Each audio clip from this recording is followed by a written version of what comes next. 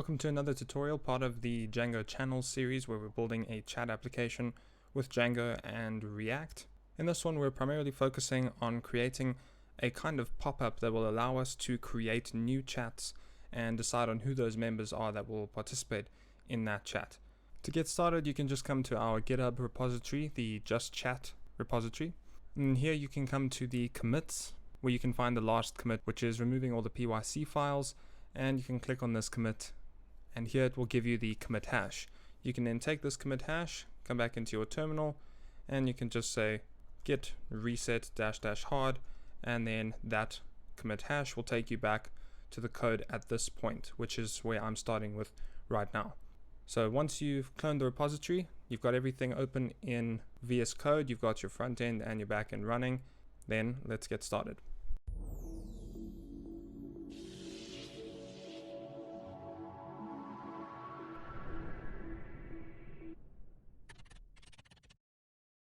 So the focus of this tutorial is going to be on creating a pop-up, and in that pop-up we're going to add a form which we can fill in the usernames of other users and then create a chat based on those users and connect to it and obviously start chatting in it. Now what we're also going to do is we're going to move some of the logic away from our chat container. So if we take a look at the front end source containers chat, then as we scroll down we have these methods here which are the callbacks we specified for our WebSocket instance, which are the add message and the set message. So what we're going to do is we're going to take these and outsource them into some React Redux actions and reducers. And we're also going to take the logic here of actually adding those callbacks and add them in our app component so that we've specified those callbacks from the beginning. And there's a benefit to this, and we'll get to it eventually. So what we can start with is inside the containers, we'll create a new file, and this will be our popup.js. And then we can navigate to &d, and specifically we want to scroll down and find the modal, which is here under feedback. So we just select modal, and here we have the vertically centered modal. So I'm going to just take those contents here. We'll just copy that, come back into popup, paste everything here, and we need to import React from React, and then we'll just rename this to be our add chat modal. And we actually don't need a lot of the stuff here. We can just remove all of that, and all we actually need to return are the modal and some content inside it. So let's get rid of all of this here and everything inside the modal as well, and we can actually just put in some dummy text here. And we can remove the onOK property. We'll get rid of the title and just specify centered instead. We can say footer equals to null, so we'll get rid of that. And then visible, we'll say this is this.props.isVisible. And we'll set on cancel to be this.props.close. And we can get rid of this render statement here, and we'll just say export default add chat modal, and we don't need the button here either. Cool, so that is our modal, and what's going to go inside here is going to be the form that we create. So let's go and create form.js here, and we're going to go and find a form here on &d, and right here we can just get the code for this example, which is pretty simple. And we'll come back in here, paste this, and then we'll just set the export default to be this add chat form, and we'll just set that there. And then here we'll just call this the horizontal add chat form, come back down, specify it there. We can also check what we need to remove from here. So let's first import React from React, and then we can get rid of that comment. And we don't need a password here, so we'll get rid of that. And then basically everything inside here, this input, this is what we want to remove. And we can also remove this form item here, we don't need that. And then we can just change this text here to be start a chat, and this input we're going to replace with a select. So let's go and find a select here, and we can get it here under data entry. And basically we want something like this where you can add users to the selected field, but you can also type them out. So instead of just copying an example here, I'm just going to add the code that I already have, and you can reference it from inside here to see where that's coming from. And then inside here we'll add our select that we just brought in, and inside this is going to be an empty list because we don't actually have any options to add to that. And we're going to specify the mode, which will be tags.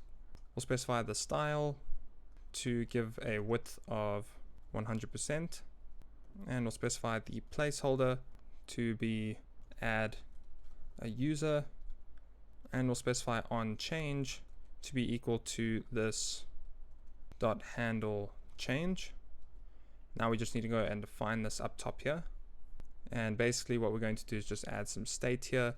So we'll set the state equal to some usernames, which is just an empty list, and we'll add an error which we'll just set as null, and then we'll just say handle change takes in a value, and then we'll set the state where the usernames is equal to that value. And the reason for that is easiest to just show when we get there. Basically the value is constantly being updated as a new list of values that's inside the form, so we don't need to constantly add them ourselves. That's something that's already done for us. And so now we've got most of the form done. So what we're going to do is add some Redux actions and reducers to take care of this. So inside our store in actions, we're going to create a nav.js file, and this is going to handle displaying the pop-up and closing the pop-up. So we'll also add messages.js, which will handle fetching the messages from the server. The concept of actions and reducers I'm not going to go through again because it's also highlighted in here, and we've covered this in the React and Django tutorial series, which I'll link in this video. So I'm just going to copy the actions and the reducers here, and then we'll run through it. Right, so we'll start here with the action types. We originally only had these authentication actions, but now we have opening the chat pop-up and closing the chat pop-up. And then we have the add message, the set messages, and the get chats success. So if we take a look at the nav, which is what we're currently doing, we are building the chat pop-up. So we've got two actions. We've got opening it and closing it. And each action corresponds to the action type here. So open add chat pop-up is the action type for the open chat pop-up action, and vice versa for closing it. And then we handle that with the reducer, where we just handle whether we show it as true or false. And when we get the open chat message, then we set it to true. When we get the close message, then we set it to false. And this is the root reducer that just handles what to do when the message comes through. Now we can go and add that into the index.js file in our root reducer. So what we need to do is we need to add another function here, which is combine reducers. So we'll take that, and then here above the store, we're going to say our root reducer equals to combine reducers, and this takes in an object, and we'll set auth to be the auth reducer. So we'll rename this first one that's imported here as auth reducer because it's coming from auth. And then we'll set the nav reducer to be the one coming from nav. So we'll just copy paste that there. And we get nav reducer coming from nav, and we specify it like that. Then the root reducer here, we specify as the reducer when we create the store. Cool, so that's that. I know we haven't gone through the messages yet, but we'll get to it eventually. And because we've now renamed this with our root reducer, because we've combined these reducers, we need to go and fix everywhere that we've mentioned something that's coming from React Redux. Because, for example, if we take a look at the chat and come all the way down here, our username is not coming from state.username, it's coming from state.auth.username. Now, I'm just going to go and fix all those issues, but this was just to bring to attention that because we have a root reducer, we have to reference specifically which reducer it's coming from, and that was defined here with these keys. So we're just going to fix where this error is taking place, and then we'll continue. Okay, so we fixed where that was taking place, and that was mainly in side panel, profile, and chat. Now we just need to work in the side panel to ensure that when we click this button of add contact, which we'll just change to add chat, when we click this button, we want it to actually display the pop-up. So we'll just specify on click, and we'll just make this an anonymous function that calls this dot open add chat pop-up, and make sure we call the parentheses there as well. And then we can just specify this up top, for example here, and we'll just say that it's going to call a method which we'll reference in our props. So we'll say this dot props dot add chat, and then this add chat we can link here inside our map dispatch to props. So we'll come and add another entry, and we'll set it as a function that calls dispatch, and we need to make sure that we import our actions for this. So currently we have the actions already imported, which we can change to auth actions, and then rename the rest of these to be auth actions because they come from the auth reducer. And then we can import our nav actions, which come from nav, and then here at the bottom we can say nav actions dot open chat pop-up. Now we can see that it's still being built, so that means we aren't getting any problems yet. But what we need to do now is actually display the pop-up on our component somewhere. And so we're going to do this on the app component, so app.js, and we're going to do it right here above the profile. So let's go and import this add chat modal from our containers pop-up, and then here we'll just come inside right above the profile and just specify it right there. And we need to specify the props like is visible, because if we take a look, we said visible equals this dot props dot is visible, and then on cancel is closed. So we need to specify these two props on it. So we'll just paste them there. For the close, we're going to need to import our actions from nav.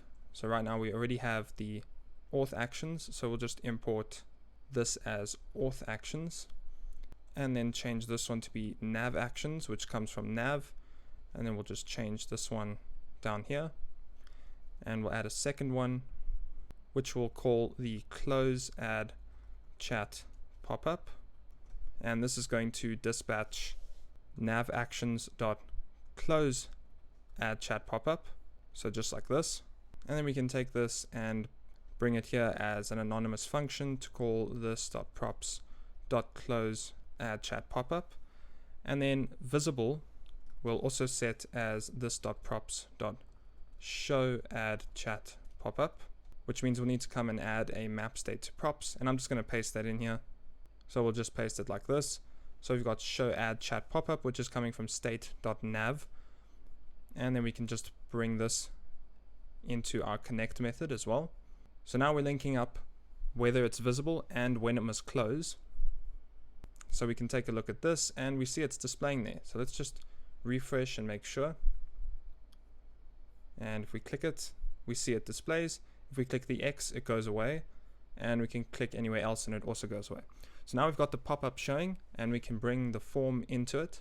So here we just bring the add chat form, and we go into pop-up. We're going to need to import this here. So we'll say import form, we'll just call it form from /form, and then we bring this here and just like that. Now if we come back and let's just refresh this, then we can click add chat, and we see this little form here, and I can start adding entries, and we see that that's what it looks like.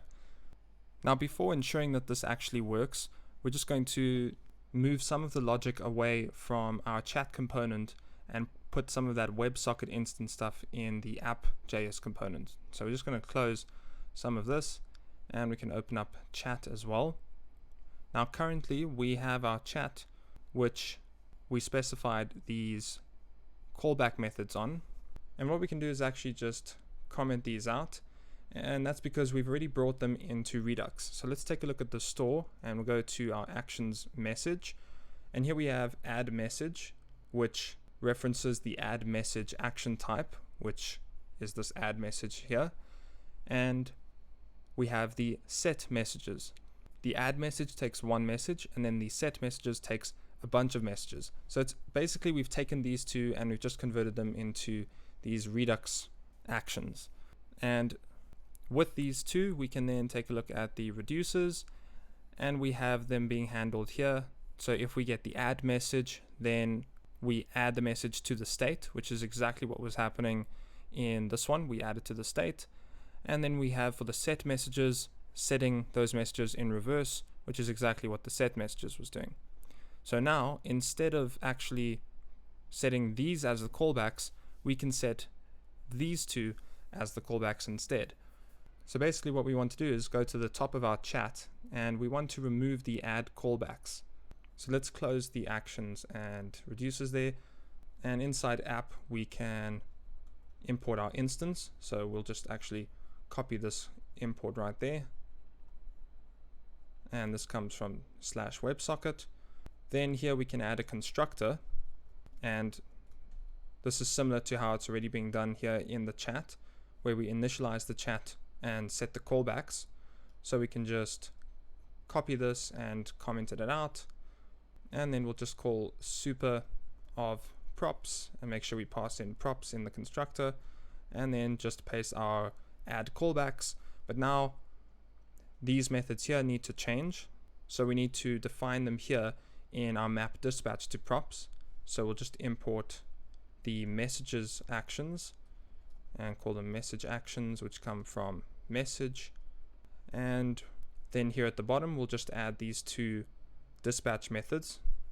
So I'm just going to paste them in here like this. So we have the add message, which dispatches the add message action. And then we have the set messages, which dispatches the set messages action. So now we just need to take these two and set them as the callback here inside this method here. So let's just paste them there. And we can reference it with this.props.addMessage and this.props.setMessages, and just make sure the order of those two is correct. And then just say .bind this, and we'll just add that there as well. And then we can get rid of those two. And there we go. So now every time the app is loaded for the first time, then when the constructor is called, it's going to add the callbacks which are set in our Redux methods. So basically here in the chat, we just have to go down to the bottom because our messages are not coming through in our map state to props, and that's what we need to add. So we just add messages, which is going to be state.message.messages.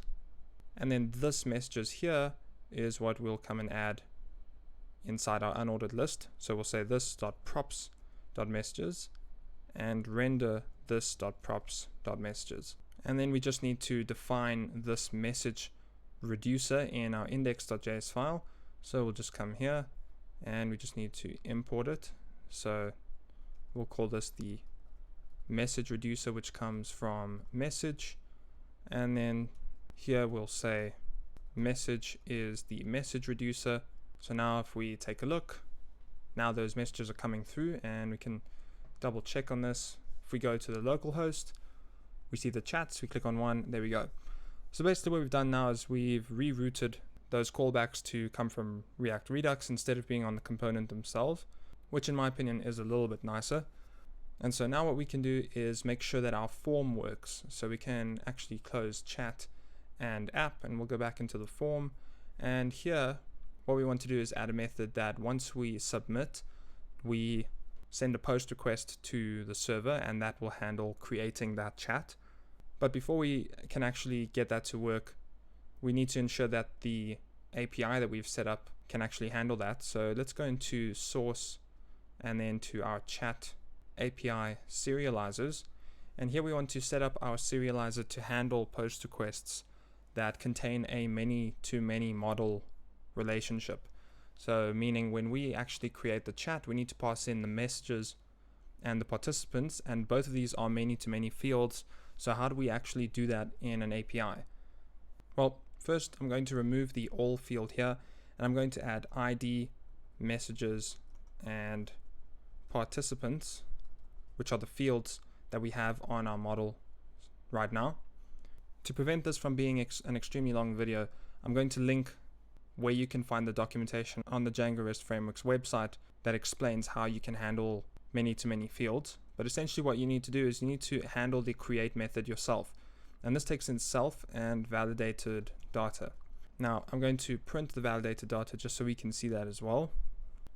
And what we can actually do is in our Python shell, we can actually see how the data is serialized. So I'm going to say python manage.py shell. And then here we can just say from chat.modals import chat.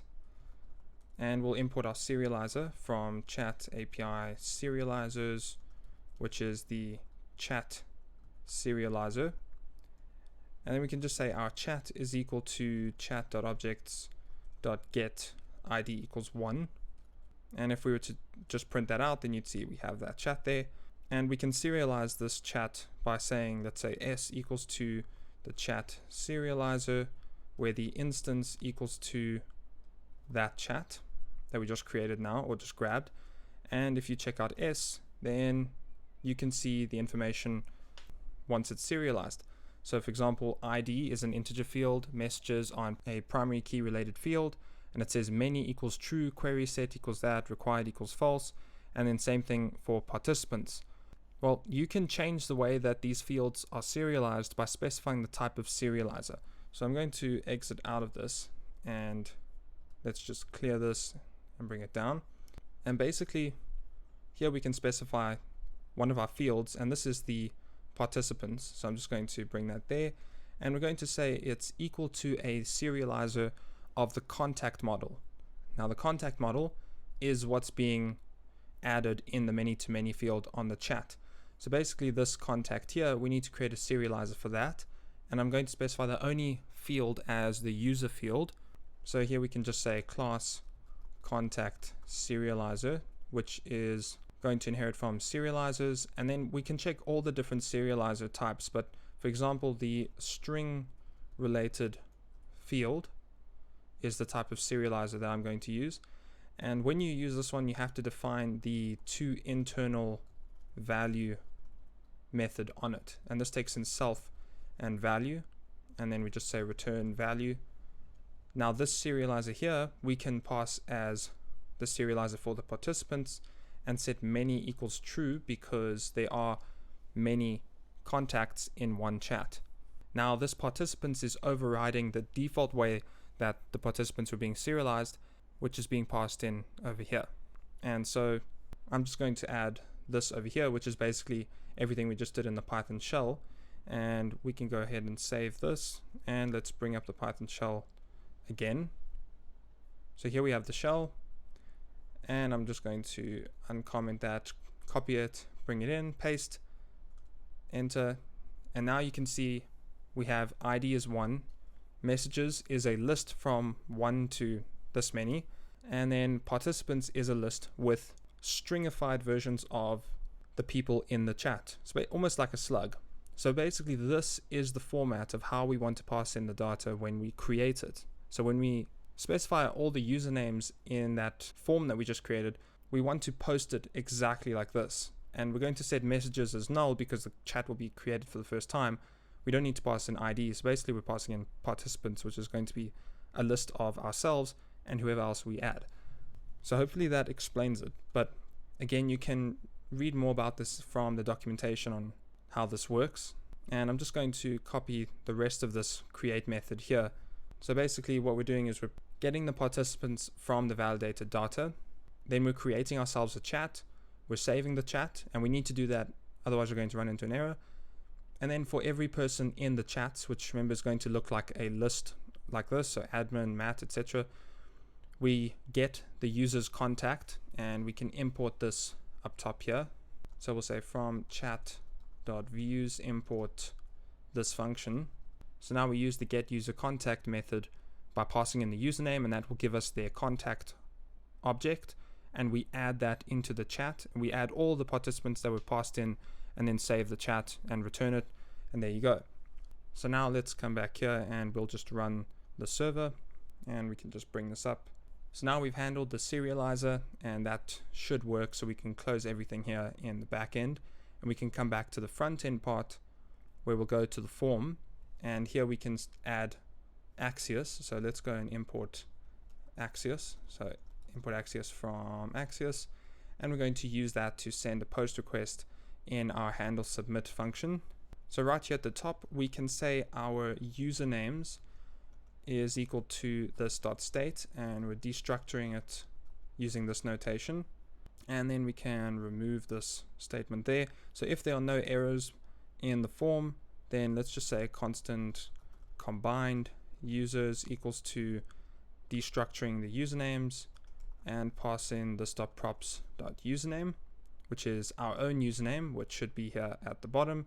So here we'll just add a map state to props, pass in our token and our username, and then we will just import the connect and the with router to wrap this with the props that we actually need. So just like this. And then here at the top, we can add our imports. So connect and with router from React Redux and React Router DOM. And we can drop that for now as well.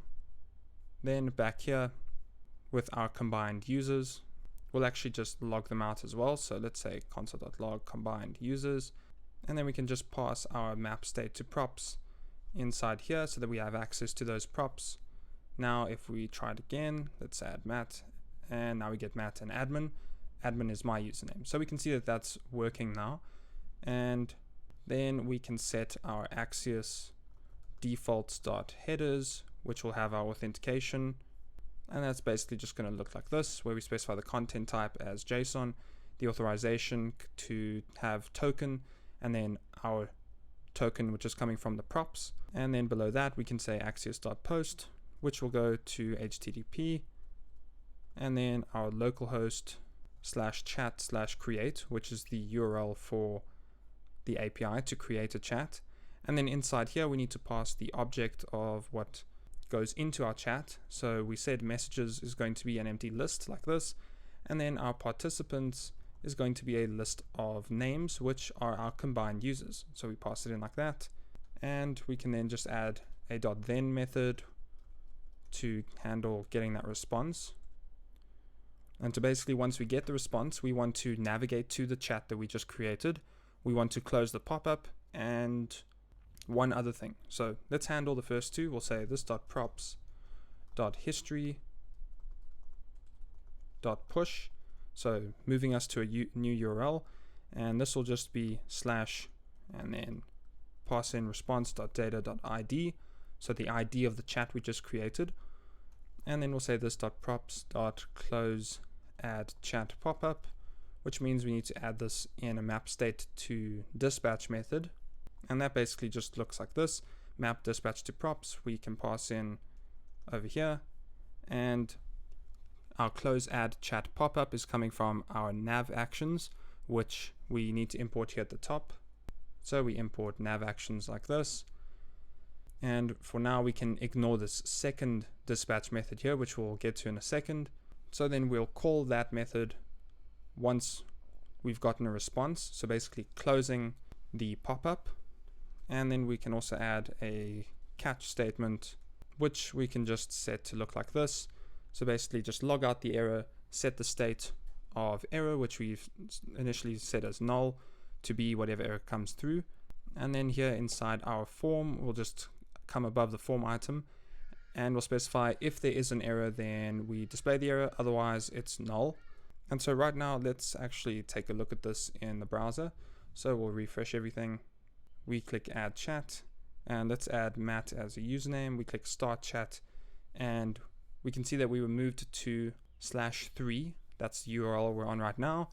And if we go to the admin, and if we go to chats, we can see chat 3 was created, and we see Matt and admin were both added as participants. And we can also take a look here in our terminal to see what was printed out. So if we come back up top here we can see the messages was an empty list, and the participants had Matt and admin. So that means our serialize is working, we're creating chats correctly, we're moving to them and connecting to them as well. So everything seems to be working 100%. The only thing to add now is a way of handling the reloading of how many chats we have, because we're connected to it, but we didn't get any kind of display of our new chats. So that's what we're going to end off doing now. So that's why we've added here at the bottom a dispatch method to get the user's chats, and we can come and add a comma there as well. So basically this is coming from our message actions, and we can come to the top and import those here, which come from message. And then right here, once we've closed the chat, then we can say this.props.get user chats, and that takes in this.props.username and this.props.token as the arguments. And we can see this here in the store. Here we've got message, and not only are we handling the messages, but we're also handling the chats. So what we're doing is we're getting the user's chats, which takes in the token and the username. And here we can actually just flip these around to be username and token. So basically we set the headers for authorization, and then we query the chat by our username. And once we've got those chats, then we dispatch get user chat success, which takes those chats, and inside the reducer we then set those chats inside the state, which is then handled here based on the get chat success message. And then all we need to do to finish that is to come into our side panel, and then here right above our return inside the render, we just need to change this to be this.props.chats, and we don't need it in the state anymore. And then here we just need to reference the chats which are coming from state.message.chats. So now if we test this out, let's add a chat, and we'll say Matt start a chat, and now you can see I have 4 chats. So that's correctly working. But if we refresh this, then we can see that it is connecting, but it's not displaying the chats. And to handle this, we're just going to add a method here on the side panel, and we don't need the get user chats anymore. So we can actually get rid of that. And we can also get rid of the component will receive props. We're not using that anymore as well.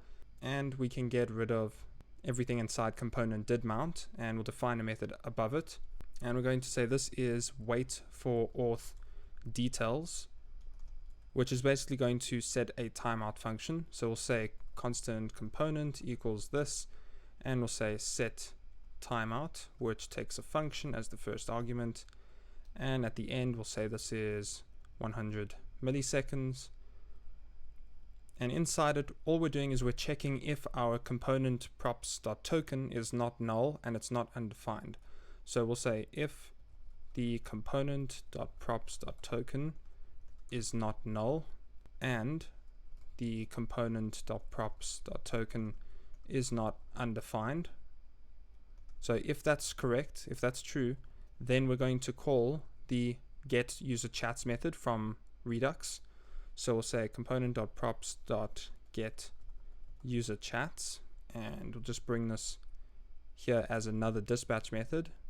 So just like that, which takes username and token, and it will dispatch the message actions, which we'll need to define at the top. So let's grab that, come here, and call this the message actions, which come from message.